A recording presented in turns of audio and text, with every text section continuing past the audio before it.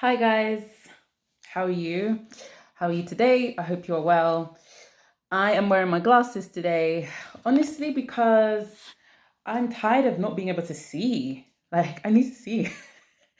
I've had a good day today, and the only thing is that obviously I've just been a bit sad because I can't find my business phone, and G got that for me.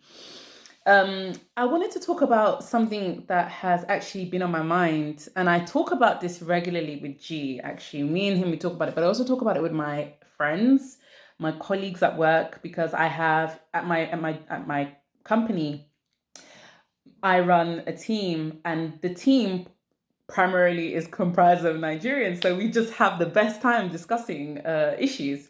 And one of the issues that we discussed was the issues of Black women becoming single mothers, and this isn't just in the West, this is in Africa too, lots of parts of Africa. I don't know what it is. I don't know what it is. There's this it's just so prevalent. Actually, I was looking at the statistics, government statistics, and apparently, it's so bad, not just in the UK, but in America too. It says apparently, according to statistics, 72% of Black women are, or 72% of children born out of wedlock are born to Black women. In the UK, apparently, it's like 50% of African Caribbeans, are literally having kids out of wedlock. 44% of African families are born, are comprised of people with lone parents. So when I mean lone parents, I mean people who either, they've got a father missing, or they've got a mother missing, or it's only one parent that's taking care of the child financially, actually there, to raise the child. So this is a serious issue. And this baby mama culture has become so prevalent. This idea of people being so relaxed with literally bringing life into the world. This is a very serious and very complex, it's a very serious and complex thing to bring life into the world. And people are being so relaxed with it. Genuinely, I believe that a lot of people were conceived out of boredom and confusion. A lot of people were just, the only reason a lot of people exist is because people were bored. And so they had, intercourse. And I really think we need to start calling sex or intercourse procreation. Instead of us going around commonly using the word sex, there are so many different ways that we describe, sexual activity. We say sex, we say intercourse, we say sleeping together, laying up with each other. But procreation, that word is so powerful because it's literally exactly what sex is for. It's literally for, and this is not to say that obviously you can't just go around and you can't have fun, or you can't just be with somebody if you want to be with them. Of course, everyone has that right, but people seem to be surprised when they have intercourse with somebody and then it actually results in a child or a life. This is why it's called procreation. The whole point of sex is to literally create a life. And I think a lot of people really just don't understand this. They don't deep it. They really don't understand how simple this is. It doesn't matter if you use as many, methods and contraceptives as you like. Obviously, it's very, very good for people, for, women to use contraceptive. I always, encourage Black women to use contraceptives. Use that, guard your womb. But at the same time, there must be this voice at the back of your head that tells you that anytime you engage in activity like this, there is a chance, even that 1% chance, that you will create life. There is no contraceptive on this planet that is 100%. And this is why I love Jurassic Park. I love Jurassic Park so much because it is so true. Life finds a way no matter what. If your body wants to get pregnant, right, you can put in as many contraceptives as you like. There's literally a whole forum on the internet of women who got pregnant on IUDs. IUD is supposed to be what, 99% in some cases, but still there are still women that will get pregnant on IUDs. This is just a reality, and a lot of people don't understand that when they when you sleep with someone, there's that risk. And this is why I think it should just be called procreation. If people called it procreation, imagine if you go to someone and say, hey, you know, would you like to procreate today? They'd probably say, hell no. No, I would not want to procreate with you. But it would really hammer home, you know, just what sex is for, which is procreation at the end of the day. Yes, we are a species that has sex for pleasure. Fine, whatever, cool.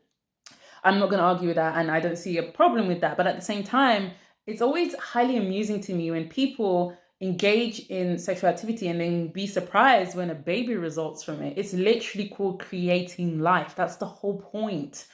And there's just so much of this in Black culture. I don't know what it is. You've literally got hip. I don't listen to rap. I don't listen to hip hop. I don't have that energy to listen to, because a lot of the lyrics I don't like. A lot of the lyrics, and in not even just that, a lot of these hip hop songs and hip hop culture actually talk so much about baby mama culture. And it's gotten to the point where even Black women will go to work, and if a Black woman is pregnant, they will assume, some of them will assume that you're a baby mama. Some people will even assume you're a baby mama. If you're a Black person, if you're a Black woman pregnant and working, they may even assume that you're a baby mama. Even if you have a ring on your finger, they may still assume that you're a baby mama, because it's so prevalent now.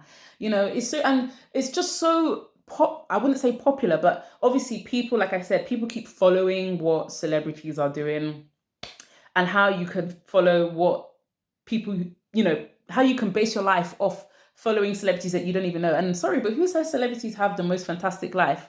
Just because somebody has more economic advantage of you does not necessarily mean their life is going to work out happier or better than yours. That's not how life works. Okay, for instance, I'll give you an example. Tina Turner was a fantastic artist. God rest her soul, rest in peace. But the hell that she went through with Ike, the intense beatings that she must have received, even when she left him, I can't even imagine the damage that did to her. And she probably had to spend a long time after that, if not for the rest of her life, repairing that damage she experienced from dealing with someone like him. Now, would you trade your life for an experience like that? Most people would not, even despite all the fantastic awards and wins. And a lot of people don't understand this. You follow celebrities, or you're following the culture, and I'm not even trying to be funny, but the culture, the UK, a lot of the UK and other European countries, especially the UK, especially when it comes to the Black community, they do follow a lot of what happens in the US. And it's ridiculous, because at the end of the day, it's not working. You've got so many Black women falling prey to this baby mama culture, and it's just really sad. It's really, really sad. And most of the time, right, it's always sometimes you do get the mothers that aren't there, right? And it's weird, because when the mothers aren't there, the fathers are praised for taking care of their children. But when the fathers aren't there, the mothers are blamed for taking care of their children. This is another double standard. This is a ridiculous double standard as well. But essentially, yeah, that's what happens. When the fathers are left with the children and the mothers up and disappear, then the father is revered for being a single father, and he's made to look desirable. And he's like, oh, people will go, oh, he's a single father. Single fathers are different from single mothers. No, they're not. They're exactly the same. You're in exactly the same position as a single mother. You are raising a child alone. It is the same position. There is no difference.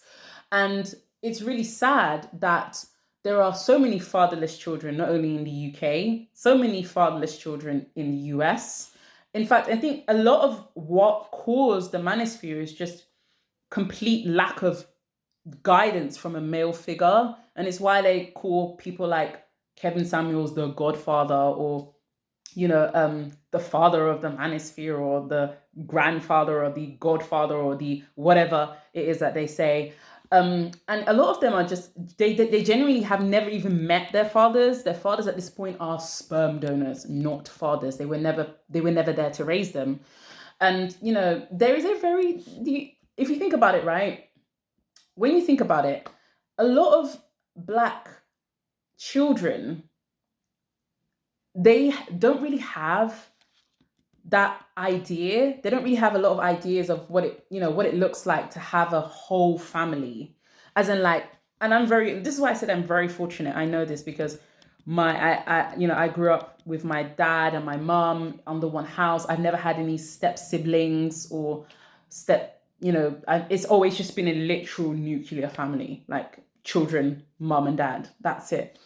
And it's so sad that there are a lot of Black kids that don't actually know what that's like. There's just been so many disruptions. There's been so much confusion. And honestly, this whole baby mama culture is another way of, it's one of the things that also keeps the Black community down financially.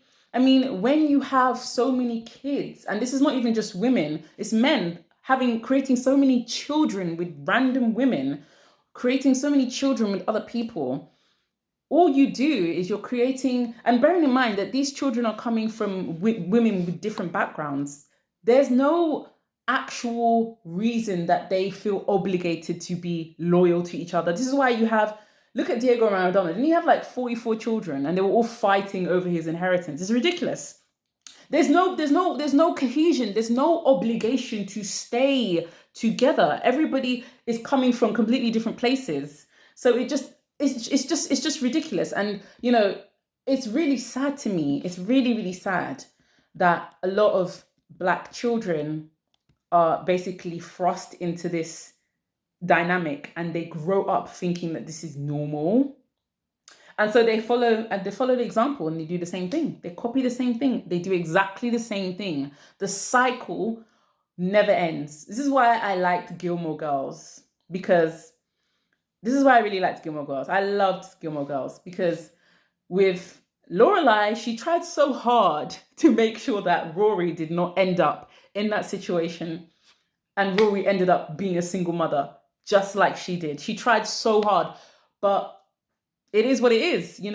When what a child sees when they grow up is incredibly powerful, and unless that child works very hard to combat that, they can end up taking the same patterns that they grew up with, and they don't even know how that will manifest in their life in so many different ways. It's crazy. It's crazy. And it's just really, really, really, really, really, really sad. And I definitely think a lot of women, I wouldn't even just say Black women, but just in general, like a lot of women need to understand that when it comes to baby mama culture, or when it comes to becoming a baby mama, you will be the one that will be blamed for your situation. And this is why I said in my previous video when I was talking about OnlyFans that men love to categorize women in terms of, who is here and who is here and who is here. Men love to do this. If you become a baby mama, you will be demonized and you will be blamed. And a lot of women like to, believe that, oh no, I am this or I am that or I'm working hard to do. And you are, your child is incredibly lucky to have you, because obviously if they didn't have you, as the other parent isn't there, essentially they'd probably be going into the system. But at the same time, a lot of women don't understand that these men don't really care how well you're raising your child or how well you're taking care of them or that you're present and you're there for your child. They see you as the problem. But actually there's no talk about how this single mama culture or baby mama culture comes about in the first place. A lot of people are literally procreating with people that they're not interested in building a life with. They're not interested in being with. And even when you're interested in building a life with someone, or even when you are having a child with someone in a relationship, it doesn't necessarily mean the person is committed to building a life with you. You can live with someone and the person not be committed to build a life with you. You can be in a relationship with someone and the person not even be committed to building a life with you. You could be married to someone and the person is not committed to build. It's about whether you guys want the same vision. And you have to have the same vision at the same time to make a marriage and a family work.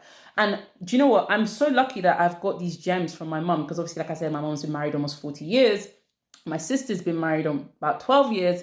And the advice and the things that they tell me are just there's just so much. There's so much you can grasp. And obviously it's hard because a lot of children coming from single mother homes don't actually have that wisdom, that understanding. And like I said, people confuse attraction with lifestyle compatibility. Attraction is necessary, but it's not important. It's not the most important thing. It's necessary. So something can be necessary, but not the most important thing, right? And a lot of people get confused with that and allow that attraction or, lust to literally envelope them to the point where they create a life with someone that they have no clue whether this person shares the same values with you or not. This is why I love the originals as well. Because when Haley got pregnant with Klaus, it was based off nothing but pure attraction. The total exchange and the whole premise of originals is literally them trying to come to terms with the fact that they've created a life where they literally had nothing in common, they knew nothing about each other, they had no shared goals or dreams, they were literally just attracted to each other, had intercourse, and created Hope Michelson. That was literally it. So a lot of women don't really understand that just because you feel attraction to someone does not mean that you give that person the chance to procreate with you. Procreation is so serious that literally back in the day, women used to die over this. And now it's become so much easier. People have dropped their guard a lot. People have dropped their guard so much on this. But yeah, essentially, it's really, really sad that baby mama culture is so prevalent and Black women are so more easy. It's you're more likely to, well, I wouldn't say you're more likely, but Black women experience this a lot. They experience this a lot, a ton. Even the ones who aren't baby mamas. So yeah, and it's not even just in the West. It's in Africa too, in different countries in Africa. In Nigeria, my country, there are so many single mothers. So many. Well, I don't know what we can do about this. What can we do? What can we do? Maybe, I don't know. Like I said, obviously, use contraception. I encourage all Black women, all women to use contraceptives, but also be very, very mindful of the person that you are seeing. There are a lot of people that are with people who, hold on, let me wipe my glasses off. Let me wipe my eyes. Anyway, let me put that back on. Yes, there are a lot of people that are with people that they don't actually see in their future or in their life at all. But yet somehow you're giving this person the time, even when you know that there is a chance that this, interactions with this person could make you a mother. And not only just that, this is I really struggle with pronouncing this word. It's such a nightmare. Prerequisite I don't know. This is basically a pre-indicator for poverty. When you become a baby mama, you are making yourself poor unless you have resources to begin with. And even then, it's very hard to raise a child on your own. It's very hard. When I was growing up, my mom was talking about how much she missed her mom and she wished, and my mom had a whole husband and everything, but she still missed her mom so much. She still wished her mom, because obviously my grandma died really early. And my mom was talking about how she missed her mom so much. She wished her mom was there, blah, blah, blah. So it's still really hard to take care of a child, even when you have a husband. You need that village, you need that tribe. And to do it on your own, it can actually cause psychological damage. A lot of single mothers are depressed. A lot of baby mothers, and even a lot of single fathers struggle so much. Obviously, because sometimes you cry, the baby's crying, and you just want to have an adult conversation, but you can't because you're doing it on your own. So I would really implore all women to try and avoid this situation. Obviously you can do your best, you can get married to someone and still end up divorced. That's 100% true. But there are definitely things I think you can do to avoid this single baby mama culture. And honestly, I really want to see more Black women avoid this because it's just too prevalent. Doesn't mean it doesn't happen in other races. It does. Oh my gosh, there are so, especially in the UK, obviously the UK, the majority of people in the UK are white. So by default, there are probably more white single mothers than black single mothers, but it's still prevalent in the black community. Baby mama culture is still prevalent. So yeah, this is just a very sad thing, and it definitely needs to be, it's something that we need to like. What I would say, most people, most women, we really need to be mindful of the choices that we make, because you will be blamed, you will be vilified, you will be, you will be castigated, you will be all sorts of things. But no one will ever think about the fact that you're staying there to raise the child when the person that created the child with you has decided not to stay. You will not be rewarded for this. You will be blamed, essentially. And this is why also you shouldn't listen to people that get mad at you when you say you're choosing better. Continue to choose better. Because if you don't choose better, you will be ridiculed for not choosing better. So, which one do you want to face? Do you want to be ridiculed for choosing better, or do you want to be ridiculed for not choosing better and ending up in a terrible situation that probably leaves you in poverty? That's all I'm going to say on this matter. Thank you very much for watching. I really appreciate all the subscribers. The views are crazy. Like, sometimes I look at some other people's channels and they have like 1K, 2K subscribers, but they're getting like 98 views or 50 views. And I'm thinking, hold on, you have a ton of subscribers, but nobody's watching you. Like, I'm genuinely surprised that people actually watch my videos and people comment. And yeah, because honestly, I don't care. Like, I just do the videos because I want to do them. And because I'm enjoying the fact that I actually have time to do videos now. I'm at this space in my life where I have time. When I first started the channel, I uploaded videos and then I didn't upload for like 6 whole months because I just was too busy. I was just doing so much. So I'm enjoying this time now that I have to upload videos. There may come a time where I don't have enough time to upload videos regularly like this. So I'm enjoying being able to do that. So yeah, thank you guys for watching. I appreciate all the subscribers and all the new subscribers. Thank you for tuning in, and may God protect you from becoming a baby mama or baby father in Jesus' name. Amen. Okay. Thank you very much, guys, for watching. Bye.